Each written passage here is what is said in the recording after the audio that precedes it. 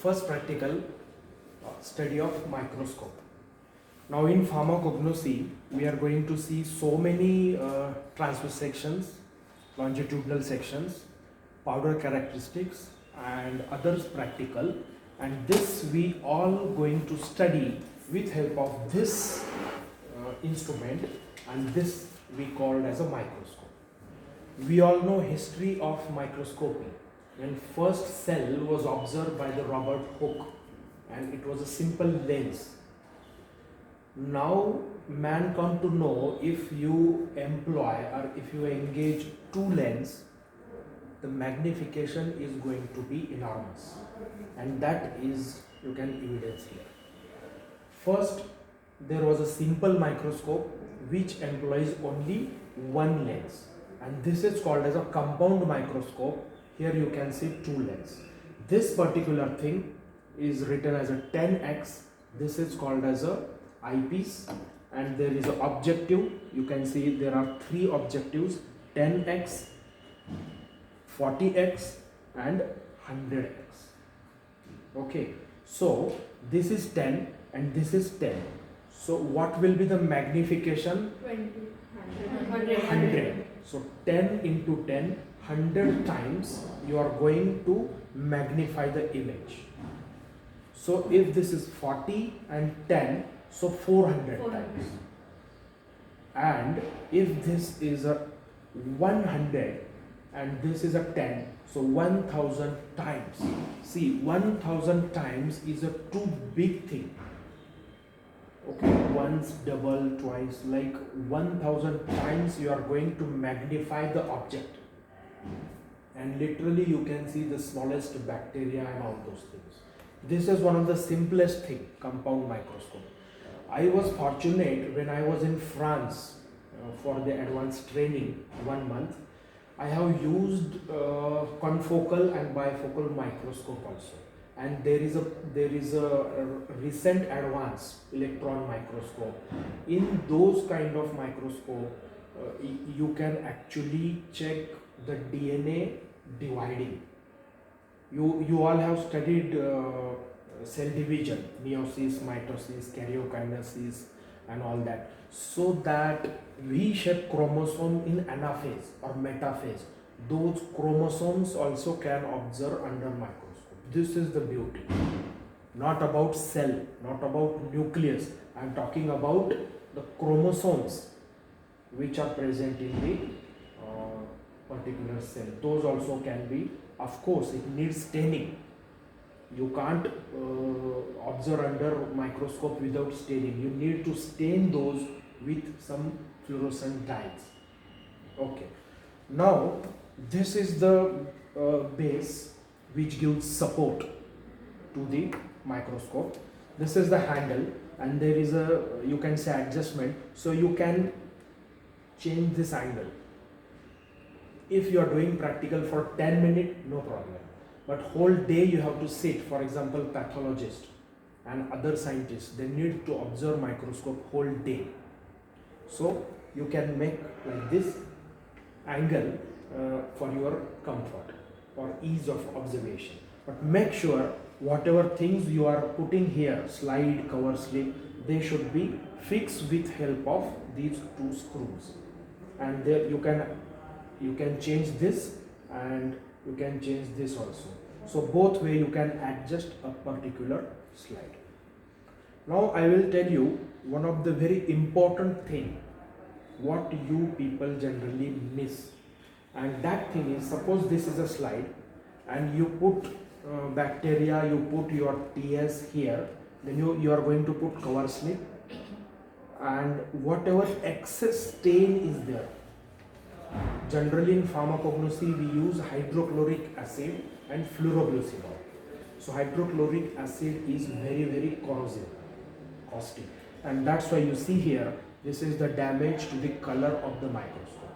So you make sure whenever you are using hydrochloric acid or any stain, please remove that excess stain with help of tissue paper, and then only, first thing you have to make this to the maximum. Okay, maximum, and then put your slide or preparation here, and then in slowly come down. Generally what happen, if you are coming down slowly, and one point you touch it and you break the cover slip, this happen. So in order to prevent breaking of this cover slip, you observe from this angle and start coming this way. If you are coming from the closest distance to the upward at a one particular time, when there is a focal length will match, you are going to observe your specimen, and that's why you will have 100% image. Most of the time in exam you are in hurry, there is only 10 minutes left and you have to show the specimen, and then there is no time to find and to adjust this particular distance, so you keep doing like these things and you become panic. So please don't panic in that case. You just observe this and come in this way. If you are coming upward one particular point, you are going to observe that image, blur image. This is a coarse adjustment screw or major adjustment. This is a fine adjustment. If you observe the coarse image, raw image, then you adjust with this screw for minor details. Then you are going to see the image with proper acuity. Okay. Before that, now you see here, this is the mirror. Now you observe carefully, there are two, you can say two surface of the mirror. One is a plane and another is a concave. Please remember, there is no convex mirror. Convex mirror is going to scatter light. Concave mirror is going to accumulate or is going to focus the light. So when to use which mirror? If you are using outside light which is very bright, there is no need of concave mirror. If you are using outside light which is too bright, you use just plain mirror. But if you are using tube light or light is a less, in that case you should use concave mirror. That is going to enhance illumination. That is going to help you to observe specimen clearly. Okay. Now anything in excess is a bad. Too much light which is coming from the mirror is not good for observation.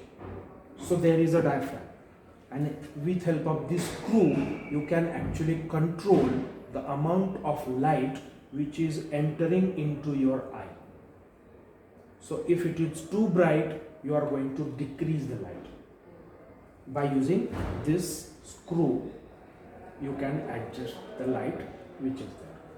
Now the light will come through this aperture, and the basic principle of microscopy is that the specimen should be transparent to light. If light is not able to transfer, you are not going to observe anything. If I am putting this duster here, light is not going to pass and I am not going to observe the image. If I am going thin section, one particular time, you can check the composition of this wooden particle also. So this is there. Now, before using microscope, there are certain precautions which you guys need to take. First thing, never touch any lens with your hand. We have oil, and if I am touching this lens or mirror, it is going to be oily. Those who are having specs, they will understand this. You are not supposed to touch your lens at any cost. Soft cloth and only water is used for the cleaning of these things. Don't put anything in this pipe.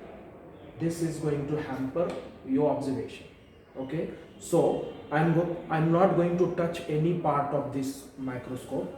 I'm not going to put anything into this body tube, and I'm not going to use excess stain, otherwise there will be corrosion.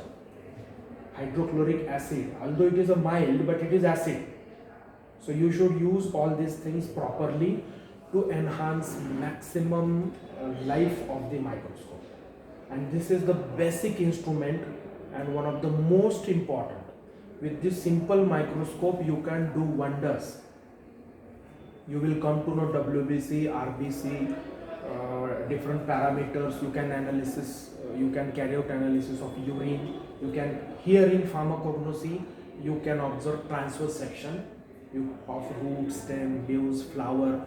Also you can check the quality, xylem, phloem, adulteration. Sometimes drugs are mixed with some other particle. So you can carry out all these things.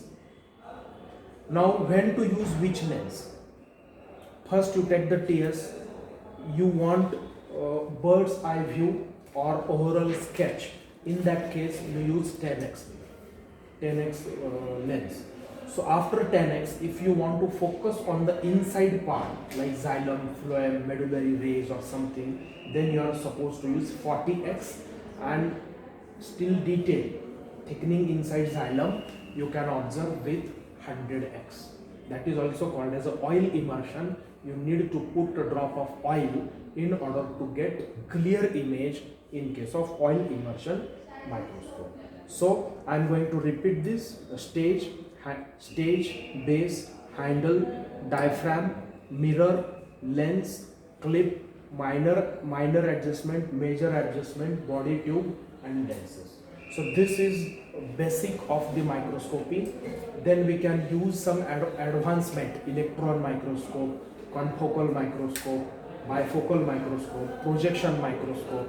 So basically in this practical I have explained working, precautions, mechanism. Two more terms are remaining. What is magnification power and what is resolution power? Okay. Now resolution power is the ability of microscope to resolve two closely located objects. If two objects are very close to each other and microscope is able to distinguish these two objects, that is called as a resolution power. And magnification power is the power of a microscope which is magnified, how many number of times you have magnification. So both powers are very important, resolution power and magnification power also. So I think this is going to useful to you, and hope I have mentioned all details regarding microscope. Thank you.